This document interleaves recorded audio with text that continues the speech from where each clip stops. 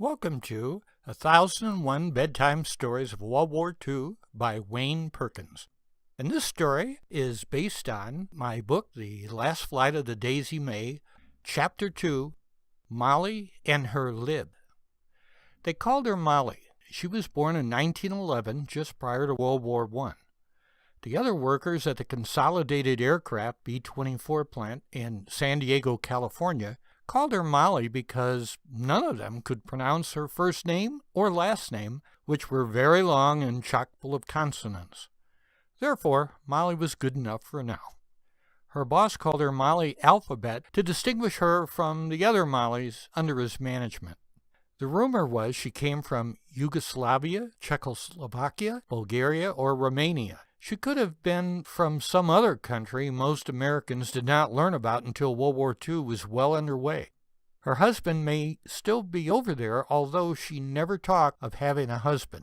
Molly was not born in America. She chose to live here. She was a naturalized citizen and was extremely proud to live and be free in America. During her citizenship ceremony, Molly was moved to tears hearing the following words in the Naturalization Code of Allegiance.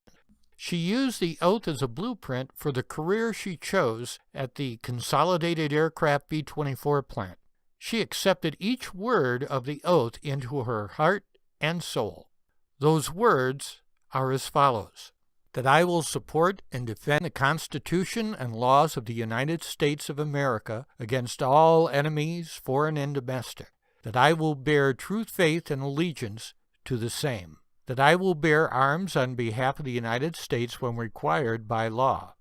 That I will perform non-combatant service in the armed forces of the United States when required by the law. That I will perform work of national importance under civilian direction when required by the law, and that I take this obligation freely without any mental reservation or purpose of evasion, so help me God. Molly knew the work that she needed to pursue. She would perform work of national importance under civilian direction and would take her obligation freely without any mental reservation or purpose of evasion. War was breaking out in her country of birth and in countries all over the world. Molly decided that she could best serve her new home by finding work in the defense industry. She wanted to repay Uncle Sam for the opportunity to work in this country and to raise her children in a free society. Having lived under a dictator's rule in the past, Molly was proud and grateful to be an American because America has so much to offer her family. She vowed never to live anywhere where hopes and dreams did not have a chance to come true. The project at the Consolidated Aircraft B-24 plant was called Project 32, where men and women worked on a new bomber they nicknamed the Lib. The B-24 Liberator was originally called the LB-30. LB stood for Land-Based Bomber. It was the heaviest land-based bomber in service at that time in the entire world.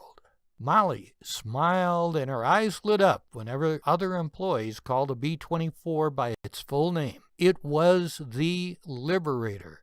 Liberator sounded so much better to Molly than names like Flying Fortress or Super Fortress. In her mind, she saw the Liberator as an instrument to bring peace around the world. The Liberator would free people around the world from tyrannical governments bent on destroying the hopes and dreams of millions of good people. In Molly's eyes, the Liberator was a symbol of hope for oppressed people everywhere.